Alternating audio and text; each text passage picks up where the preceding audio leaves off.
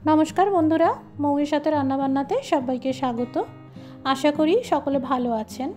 आज के बानाबो भीषण सहज एवं झटपट तैरी हो जाबे एमन एकटी रेसिपि छोटो माछ दिए हाथे माखा चच्चड़ी।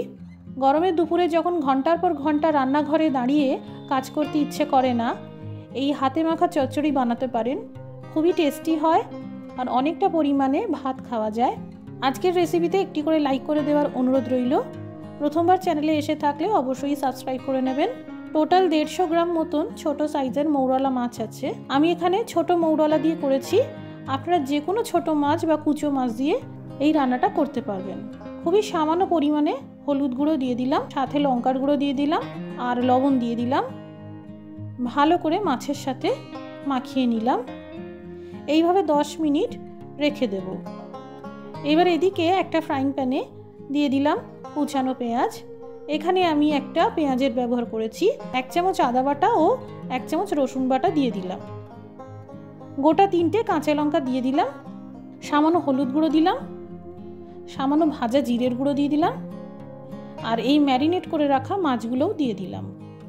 খুব সামান্য পরিমাণে হাফ চামচ মতন কালো জিরে দিয়ে দিলাম। 150 গ্রাম মৌরলা মাছের জন্য 1.5 টেবিল চামচ সরষের তেল দিয়েছি। আপনারা চাইলে তেলের পরিমাণটা বাড়াতে পারেন। এই সব একসাথে ভালো করে মেখে নিতে থাকবো। বাটি চচ্চড়ি রান্নাতে যেমন আলু আর টমেটোর ব্যবহার করা হয়, আমি এই হাতে মাখা চচ্চড়ির রান্নাতে আলু আর টমেটোর ব্যবহার করি না। ভালো করে সব কিছু মেখে নেওয়ার পর এবার দিয়ে দিলাম হাফ কাপ মতন গরম জল। আবারও ভালো করে মিশিয়ে নিলাম।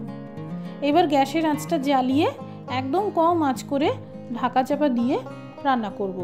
তবে মাঝে মাঝে খুলে দেখে নিতে হবে মাছ সিদ্ধ হয়েছে কিনা। এই দেখুন মাছ সিদ্ধ হয়ে গেছে আর মাখো মাখো হয়ে গেছে। অনেক কম উপকরণ দিয়ে এই রান্নাটা বানানো যায়। একবার এইভাবে বানাবেন, ভালো খেতে হয়। সাজানোর জন্য একটা লাউ পাতা নিয়েছি। এই পাতার উপরেই আমি পরিবেশন করলাম। তৈরি হয়ে গেল ছোট মৌরলা মাছ দিয়ে হাতে মাখা চচ্চড়ি। এই চৈত্রের গরমে একবার এইভাবে বানাবেন। আশা করছি আপনাদের ভালো লাগবে। আজকের রেসিপিটি ভালো লেগে থাকলে শেয়ার করে দেওয়ার জন্য অনুরোধ রইল। সবাই ভালো থাকুন, সুস্থ থাকুন। Thank you for watching.